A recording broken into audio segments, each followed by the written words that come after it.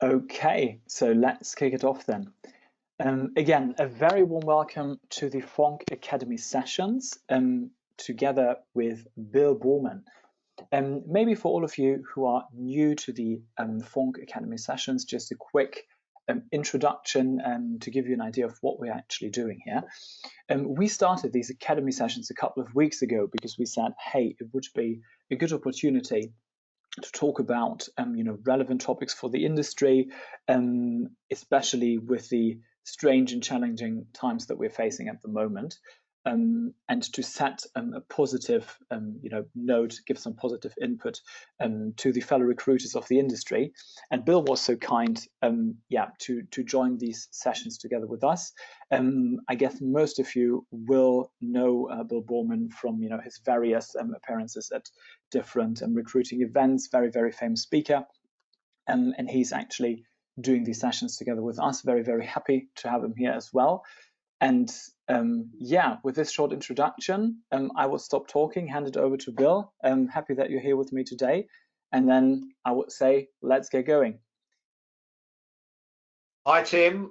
Hi, everyone. Thanks for tuning in again. We're back again this week for today's session, which is looking at the platform play. Now, when I was putting together this particular session, it struck me and reminded me of a presentation deck that I did about 18 months ago called The Automation of Everything. And I've chosen to use this deck for a specific reason, to look at where we've come from in history with technology and automation in recent history to where we are today, particularly with what's going on with acquisitions of different platforms, and the question of, if I look at my tech stack, what is it I actually need? Now, just general housekeeping instructions. We have next to on the right side of your screen, you'll see a raised hand. If you want to ask me a question or you want to interrupt anything I'm saying, we deliberately keep the numbers quite low on these webinars so everyone can talk.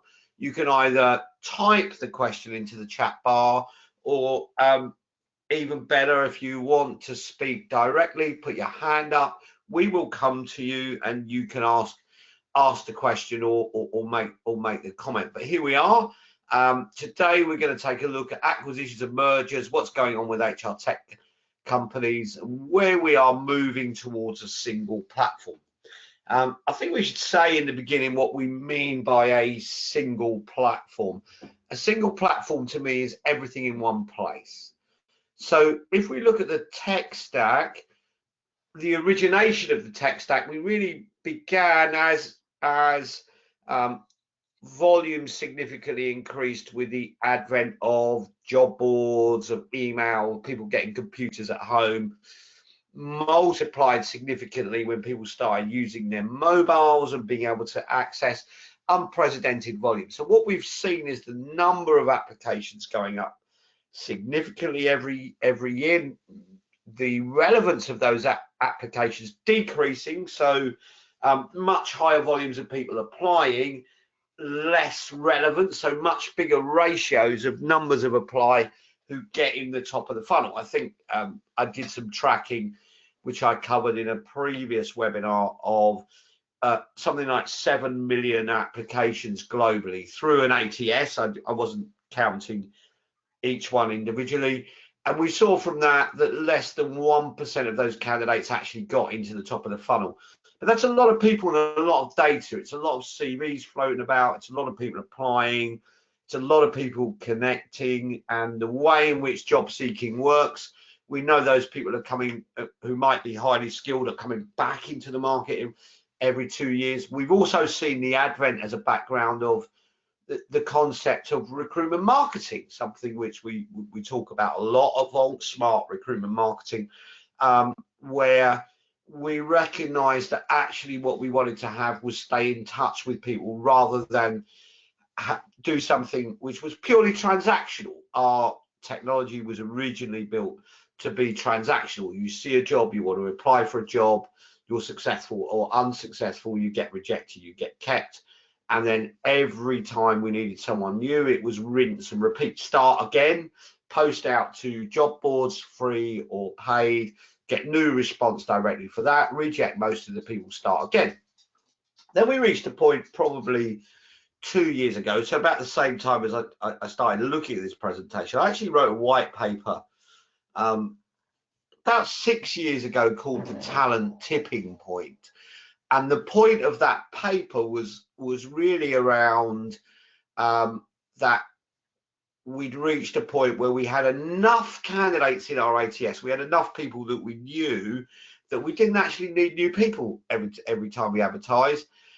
What was important was figuring out how do you keep in touch with these people when they're not directly looking for a job. It's obvious they will open your emails, they will respond to your email alerts, your job alerts at the point when they're in the market looking. What we might have called the concept of active and passive candidates in the past, but how do we keep in touch with them? How do we market to people who are maybe just thinking about moving at the moment, or have applied, have been successful, but will continue to get experience to be useful in the future?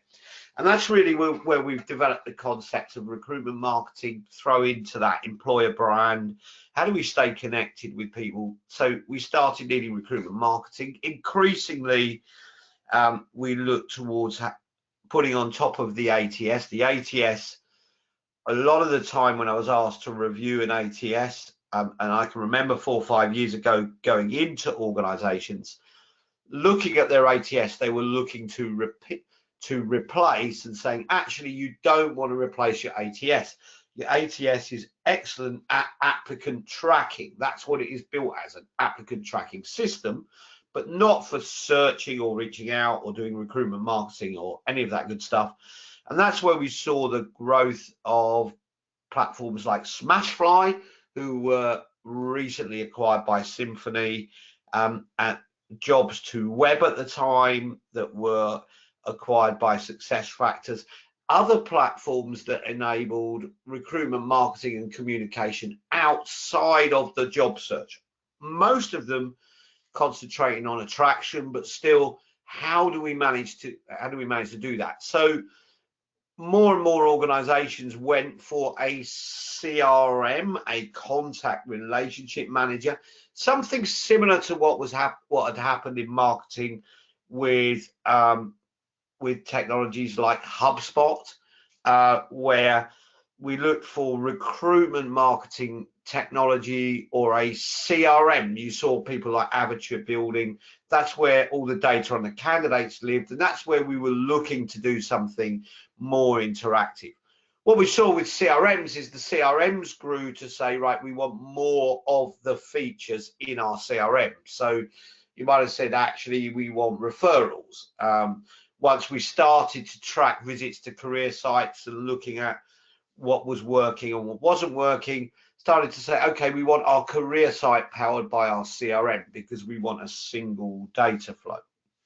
We don't want lots of technology. Began to use more point solutions and integrate them. So more things like, you might have used a referral platform for getting referrals. You might have used a recruitment marketing platform. You might have used a brand advocacy platform. There's a few of those for employee content.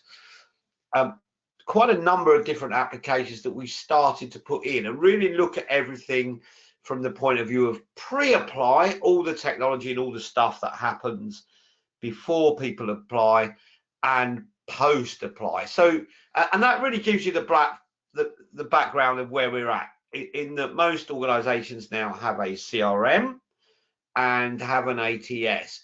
The two should really work together, and the connection point is the point at which a candidate hits apply. So the time when they go, yeah, actually, I've looked at this job, I've measured myself against it, I'm interested, I want to be considered. That's the point at which they hit apply and say they're in. So Tim, if you want to take us into the presentation, if you want to bring up the first deck, I'll also just call out and see, have we got any questions at this point? Do we have titled this presentation the beginning of the end, or the end is nigh? I think the reason we really I'm looking at that is what should we be doing now? If we're moving towards a platform, if we're moving towards one platform that doesn't require lots of logins to different things, that doesn't keep our data separate, because we want our data to be separate. Now, another technical bit, without getting too geeky about it, when we look at these projects, is figuring out, when we say we have an integration, do we have an integration or an emulation? And I'll explain a little bit about what the difference is between integrations and emulations.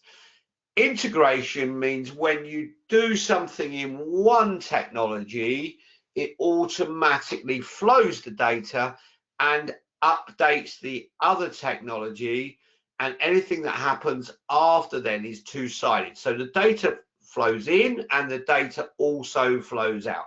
So for example, if you were in a CRM and you decided to apply for a job, therefore you go to the front end of the ATS and you start giving your details and uploading your CV, you are taken there directly as a candidate, as a potential candidate, without leaving the career site. You're doing it all in the same place, but you might be operating 2 or 3 different technologies and the data is flowing. Equally, the fact that you've completed an application would then automatically update the CRM. This is without requiring a recruiter or a human to push data around, because when we rely on people to push data about or move things from one place to another, what we're actually doing is creating more work for recruiters, and anyone in talent acquisition will say we're too busy. So what everyone wanted was one screen, one login, one data flow that made sure everything worked together. An emulation, on the other hand, which is what most people get when you talk about an integrated system, you might have decided that actually you want to use an ATS.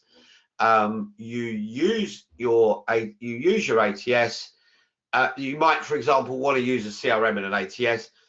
And then you want to use something like a referral system. You look at a product like Real Links or Rollpoint or any of those other social referral, any of those referral tools, and say, okay, we want to use a referral tool, but we need the data when people apply to go into, or when people connect to go into our CRM, and we need them to go from our CRM to our ATS.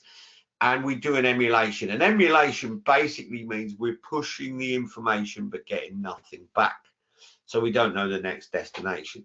That's useful because it means the candidate doesn't have to enter their information multiple times, which is massive frustration and quite a poor thing for candidate experience. But equally,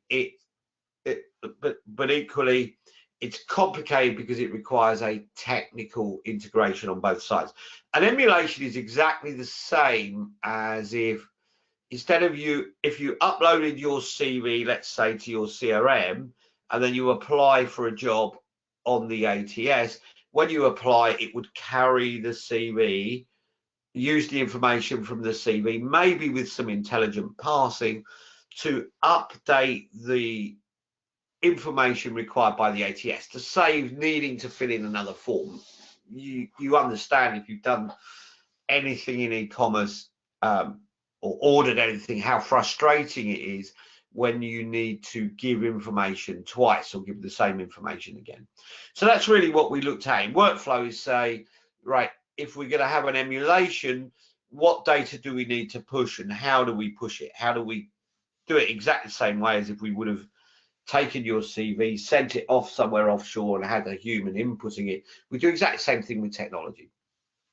So that's the starting point of building a tech platform, is saying, right, okay, we don't want a duplication of requests for information. We just want to ask for, if we ask you a question once, if we ask you for your email, we don't want you to end up on another bit, go from our career site to our ATS and need to give us your email again, or we don't want you to upload your CV and then and then the first question we're asking you in the ATS is, where do you work? Because you've already provided us with that information. So the desire for platform was to say, actually, what we need to be doing is looking at a single data flow, a requirement for a candidate only to give information once, and that answer to be used wherever we need it in whatever technology we are applying.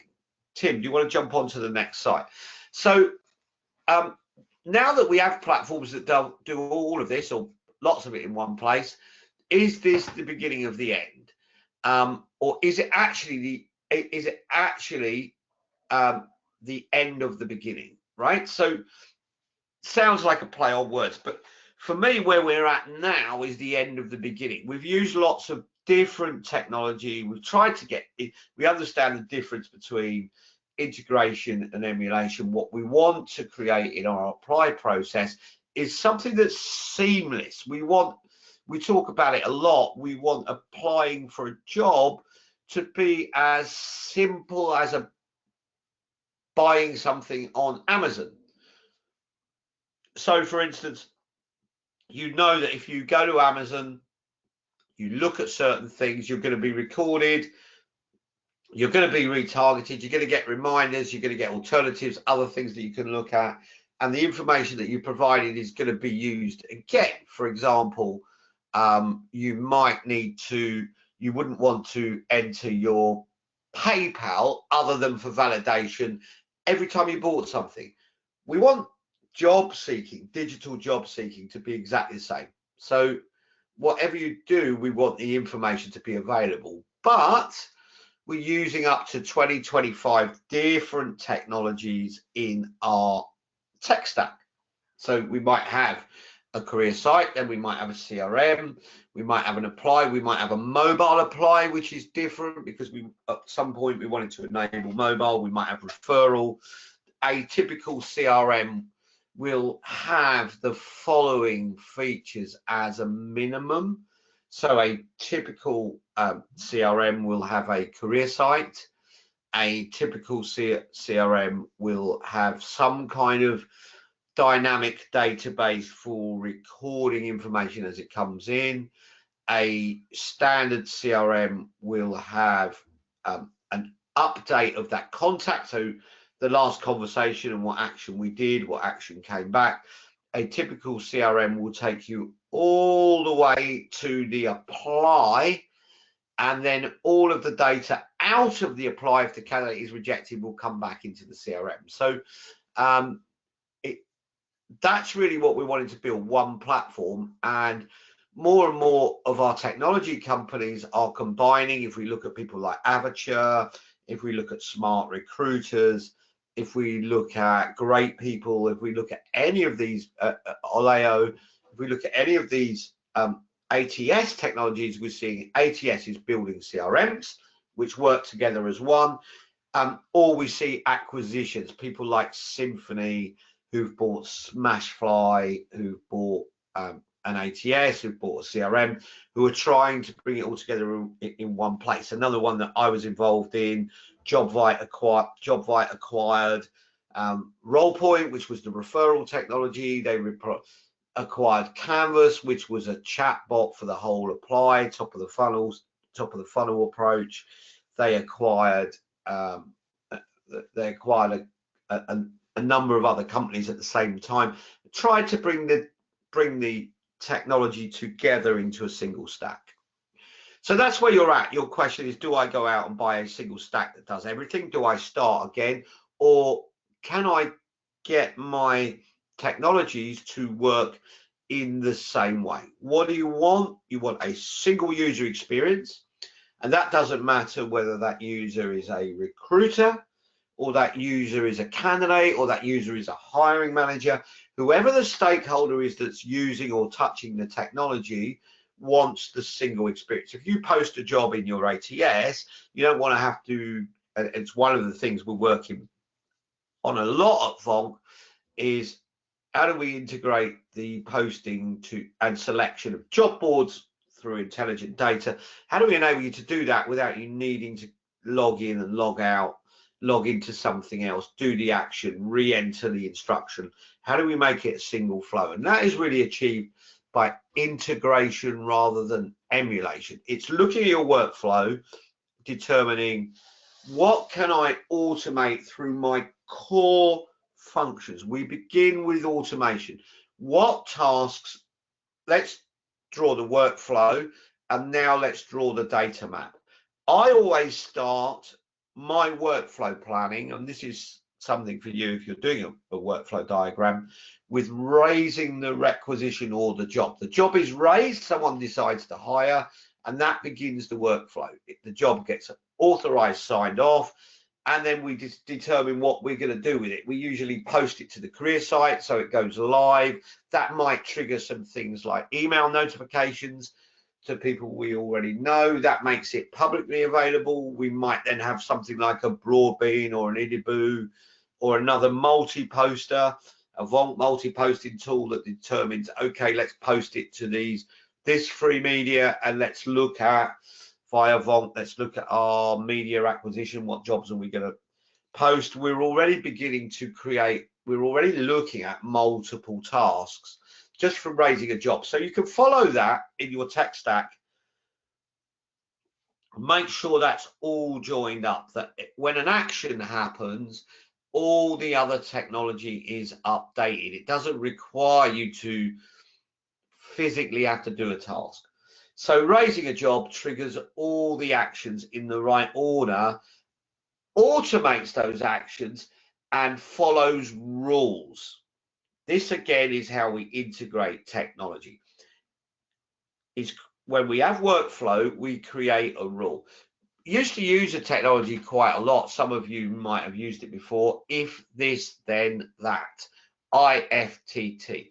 This is, and we used to call them recipes. Recipes are what we call rules. If this happens, then this needs to happen in a different technology. So for example, we're saying if a candidate goes to a job and chooses to apply from the career site, we need the data to automatically update their record in the CRM. We need to record the result back in our advert that we ran. So we need to go +1 in our tracking of our results to say that someone applied and they completed the application.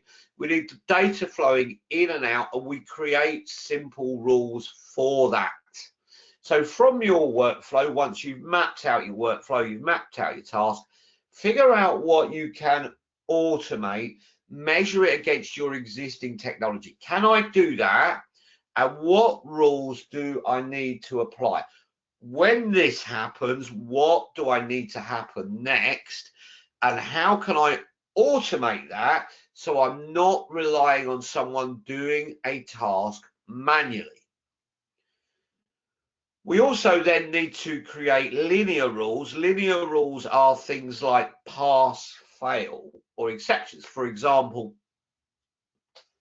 if we put in a simple assessment test, let's say we use something like Arctic Shores or another assessment game, and we choose to put that in our application process. So we put a 2 or 3 minute assessment, or we use a chatbot to ask what we call killer questions. Killer questions are those disqualifiers. It's important in your application process when you're building joined up applications and you're thinking about it from a candidate experience viewpoint, that if there are killer questions or things which will disqualify you, for example, the amount of experience you might need, we might have set a job selection should be a series of rules, beginning with the disqualifiers. We might decide that one of the rules is that you need to pass a skill assessment with a pass mark over 55% to proceed, or simpler version, let's say we're using a chat box, we might ask, do you have experience of C++ programming? And we might have determined that if the answer to that is no, we will reject you from the process. If the answer to that is yes, we will move you forward to the next stage of assessment. So we identify those killer questions up front. This is really important from a candidate experience point of view, and let me tell you why. When we conduct the Candidate Experience Awards, when we conduct those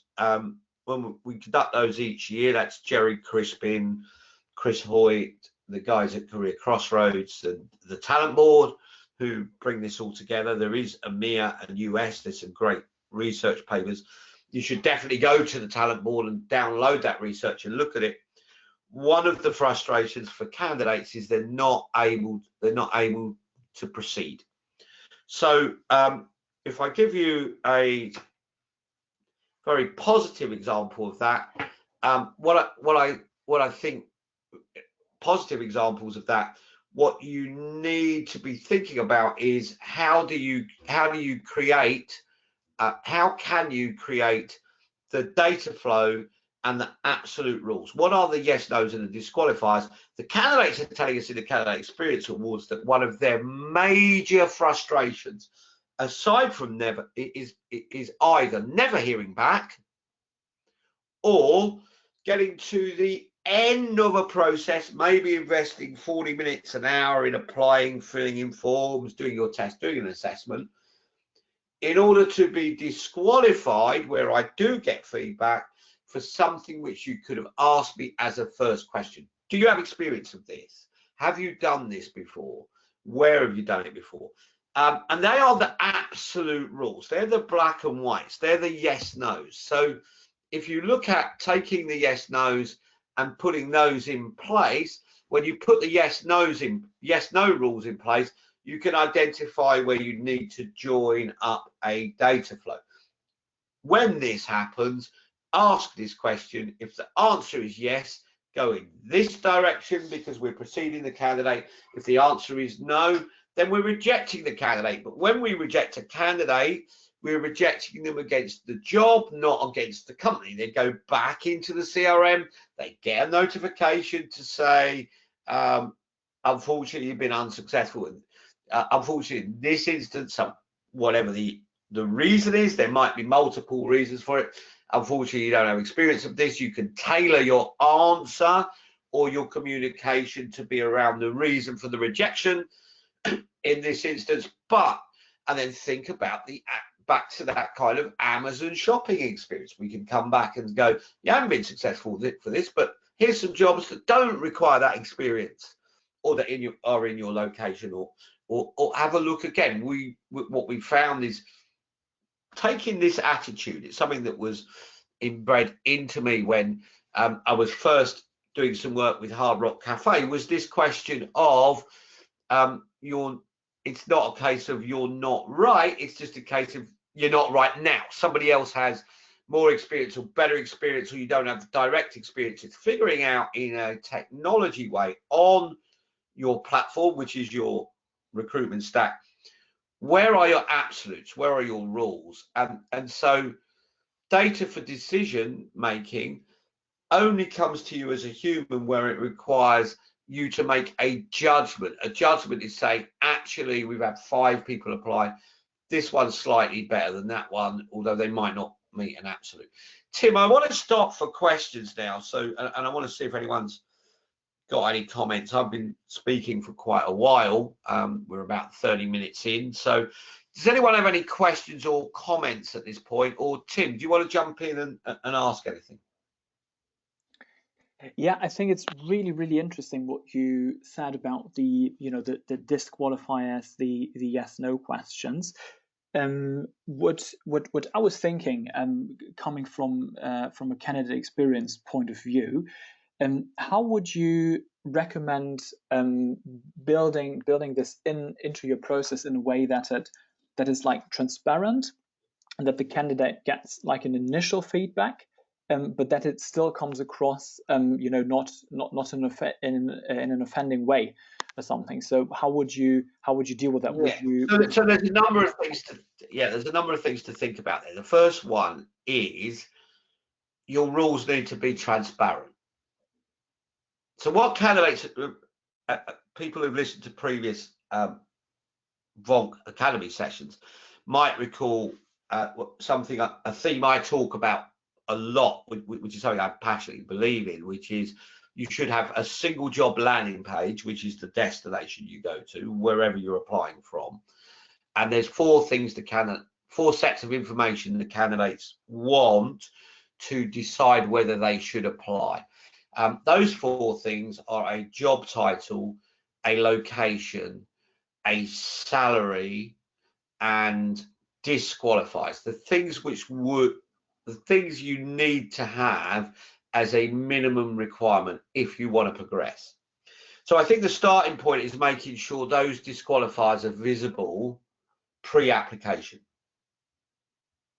But if someone's chosen then to proceed, maybe they didn't understand it, maybe they didn't look at that bit, whatever it is, you need a consistent messaging that says this is disqualified. So that's the first thing. The second thing is, if you move your thinking, which is part of how you build your technology stack, from transactional, which is pass, fail, reject, keep, through to relationship, which is looking at it and saying the job seeking experience, or I separate people like this.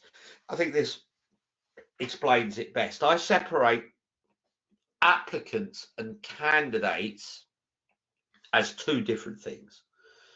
Applicants are applying for a job. 99% of those applicants are probably going to be unsuccessful.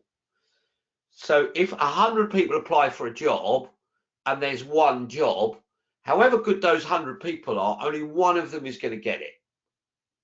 Only one person is going to get that job, and 99% of people are going to be taken at some point out of that recruitment funnel, out of the hiring funnel. Now, there's two ways of rejecting people. One is to say, so think of it like this when we're talking about candidate experience.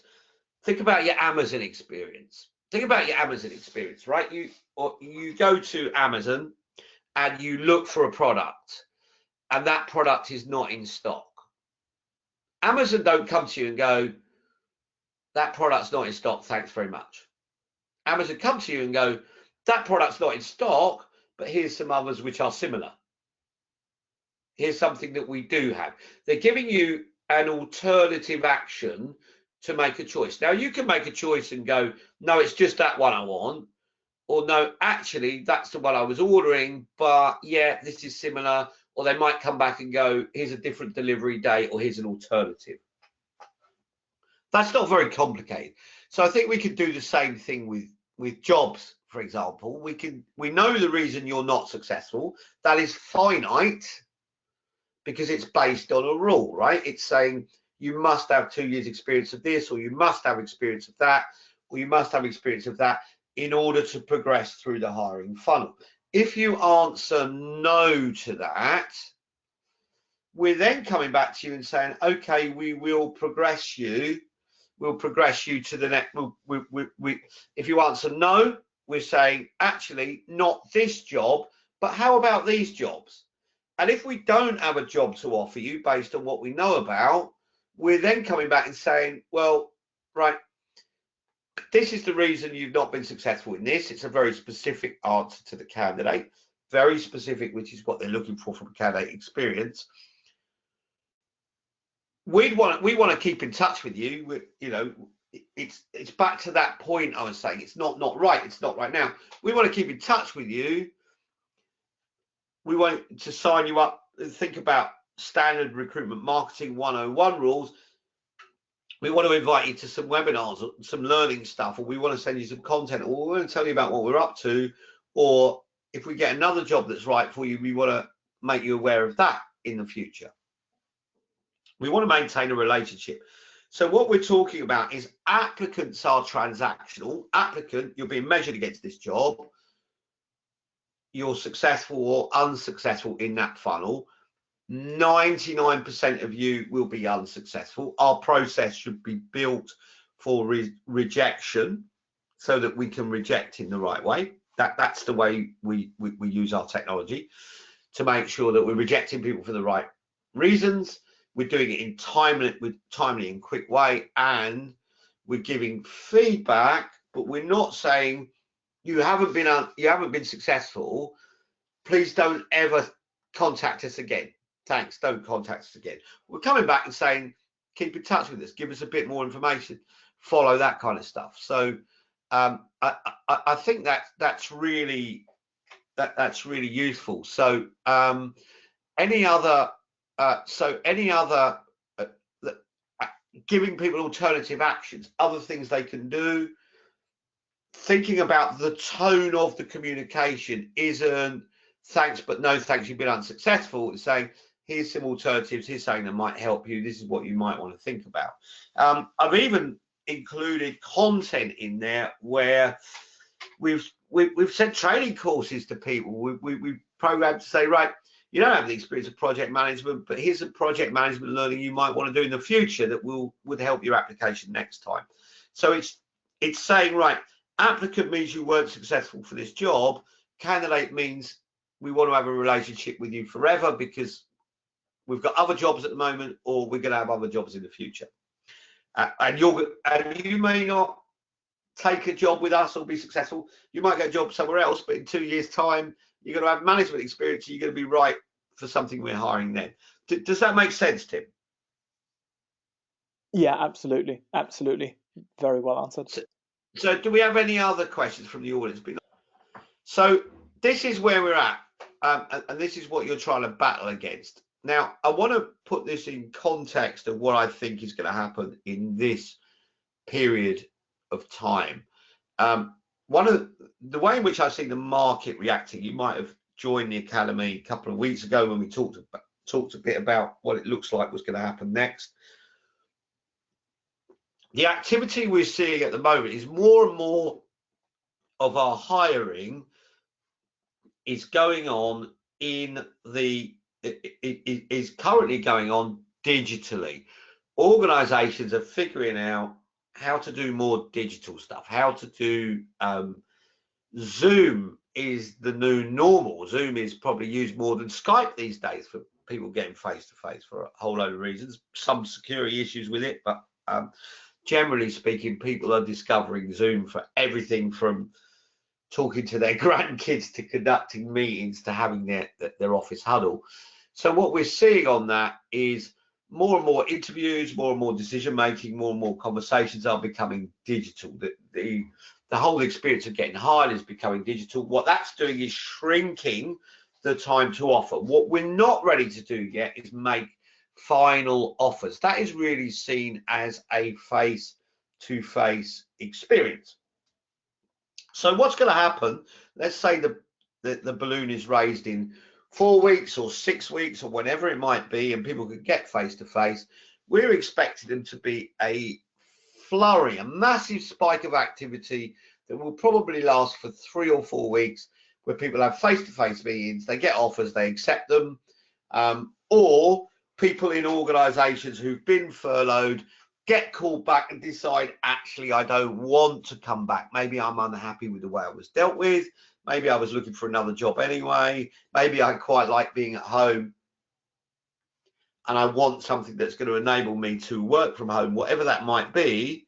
What we're expecting to happen is a big flurry of people leaving, lots of new jobs, lots of things going on. It's why you should be using this downtime or this furlough time to pipeline all of your opportunities. So what we're seeing at the end of that is more, is getting to the end, getting to the end of this period and needing to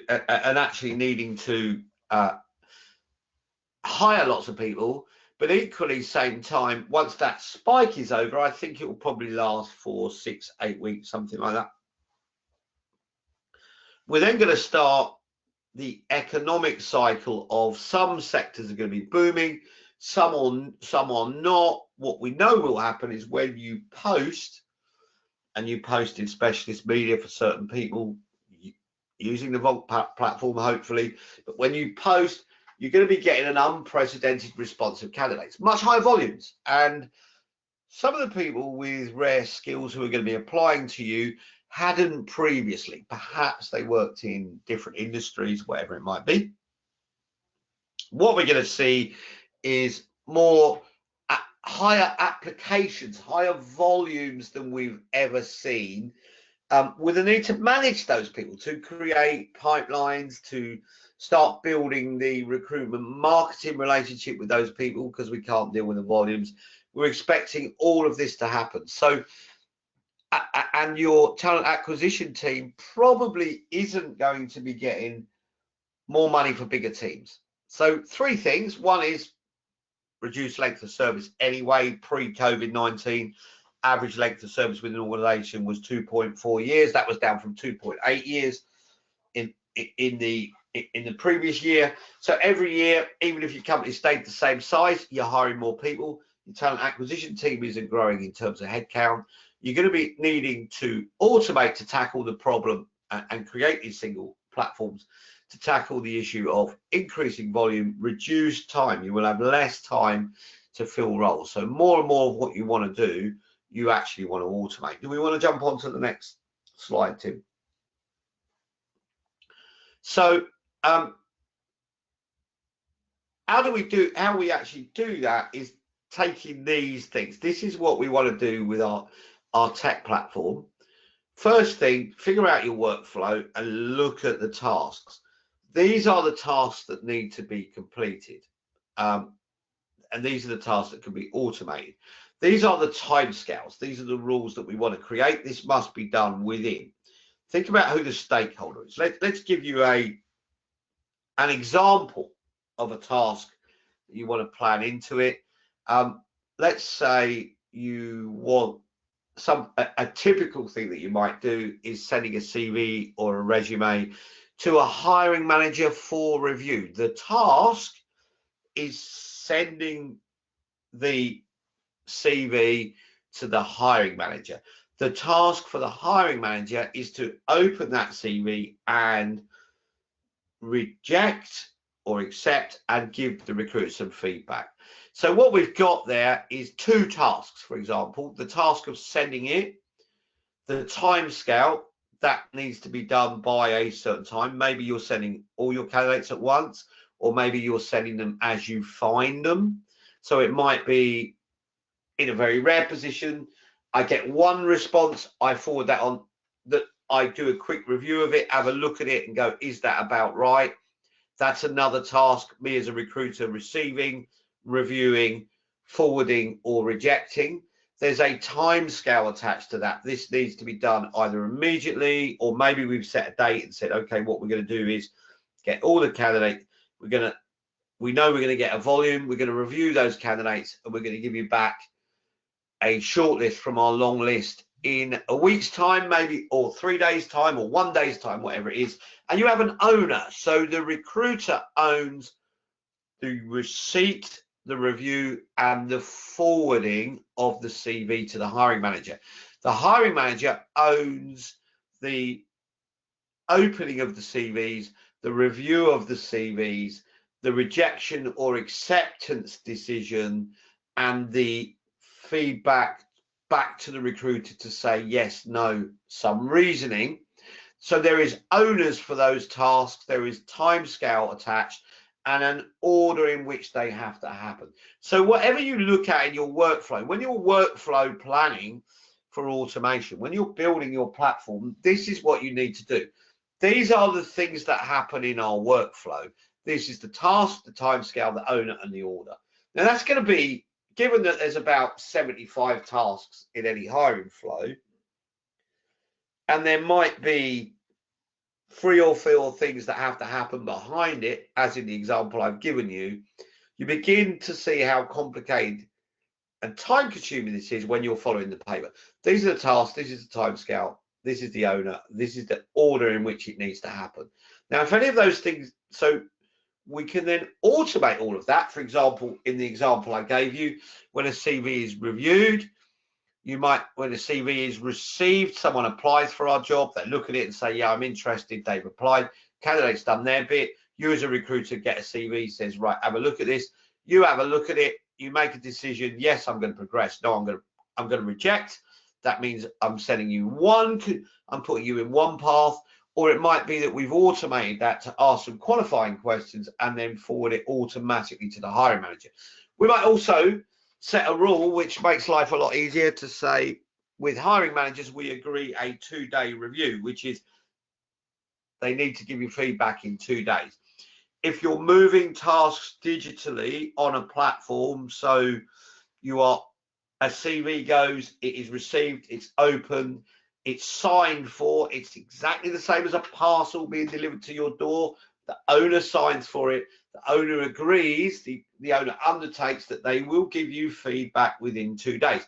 We're beginning, I hope what we're getting across is we're creating rules and order. This is the flow of data through our platform.